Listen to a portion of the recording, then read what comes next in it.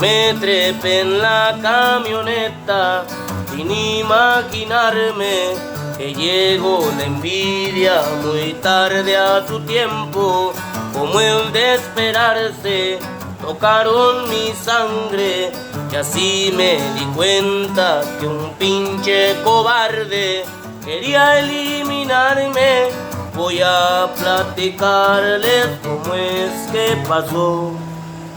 Andaba un día de descanso echándome unos tragos y como es costumbre que alguien me llamó y me salía a contestarlo, de afuera del antro cuelgan la llamada y recibí un impacto.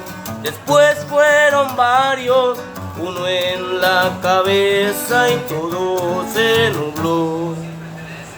Se les apareció el diablo, les cobré la deuda, pagaron muy caro por andar de largos, no quedó ni rastro de los que atacaron y con sus patrones comparten descanso, todo acomodado, la ley de lo justo así me llamo yo.